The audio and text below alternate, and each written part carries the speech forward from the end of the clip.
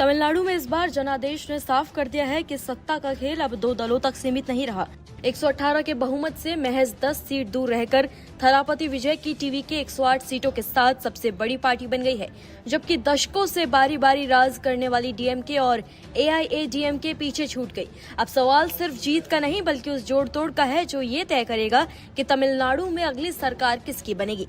दरअसल तमिलनाडु की राजनीति में 2026 का जनादेश एक नए चैप्टर की शुरुआत करता दिख रहा है, जहां सत्ता का गणित उलझा हुआ है लेकिन संभावनाएं बेहद स्पष्ट और दिलचस्प हैं। 234 सीटों वाली विधानसभा में बहुमत का आंकड़ा 118 है, लेकिन इस बार किसी भी पार्टी को स्पष्ट जनादेश नहीं मिला। सबसे बड़ा उलटफेर ये रहा कि महज 2 साल पुरानी तमिलगा वेट्री कज़गम, जिसे अभिनेता राजनेता थलापति विजय ने खड़ा किया, 108 सीटों के साथ सिंगल लार्जेस्ट पार्टी बनकर उभरी। वहीं द्रविड़ मुनेत्र कड़गम 59 सीटों पर सिमट गई और अखिल भारतीय अन्ना द्रविड़ मुनेत्र कड़गम यानी एआईएडीएमके, जो भारतीय जनता पार्टी के साथ गठबंधन में थी, 47 सीटों तक पहुंच गई। ये नतीजा सिर्फ आंकड़ों का खेल नहीं बल्कि तमिलनाडु की उस सियासत में भूचाल है जहां 1967 के बाद से सत्ता डीएमके और एआईएडीएमके के बीच ही घूमती रही। पहली बार ऐसा लग रहा है कि तीसरी ताकत सत्ता के केंद्र में आ सकती है, लेकिन इसके लिए टीवीके को 10 और विधायकों का समर्थन जुटाना होगा और यहीं से शुरू होती है सियासी जोड़तोड़ की असली कहानी। सबसे पहला और सबसे मजबूत समीकरण एआईएडीएमके के साथ गठबंधन का बनता है। अगर एआईएडीएमके बीजेपी से दूरी बनाकर टीवीके का समर्थन करती है तो 108 प्लस 47 यानी 155 सीटों के साथ एक मजबूत सरकार बन सकती है। सूत्र बताते हैं कि एआईएडीएमके बिना बीजेपी के दबाव के टीवीके को समर्थन देने पर विचार कर सकती है, बदले में सत्ता में हिस्सेदारी की मांग के साथ। दिलचस्प बात यहाँ पर यह रहेगी कि डीएमके और एआईएडीएमके दोनों द्रविड़ आंदोलन की उपज है और टीवीके भी उसी विचारधारा से प्रेरित है जिसमें तमिल पहचान और सामाजिक न्याय अहम है। दूसरा समीकरण और भी ज्यादा पेचीदा लेकिन संभावनाओं से भरा हुआ है।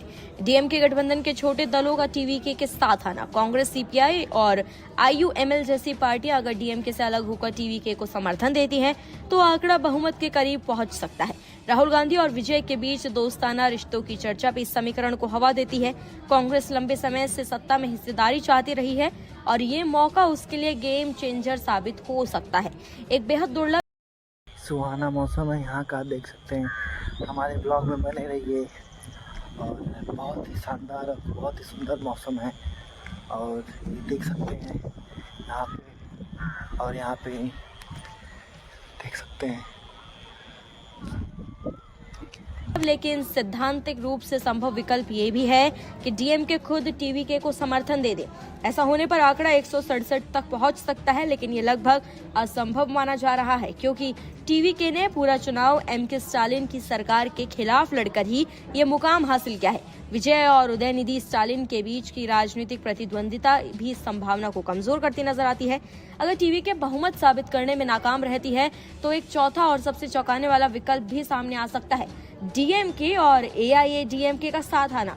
ये गठबंधन 127 सीटों के साथ सरकार बना सकता है, लेकिन वैचारिक रूप से ये लगभग नामुमकिन माना जा रहा है। हालांकि भारतीय राजनीति में पहले भी ऐसे उलटफेर हो चुके हैं, जैसे 2018 का कर्नाटक और 2019 का महाराष्ट्र, जहां विरोधी दलों ने मिलकर सरकार बनाई।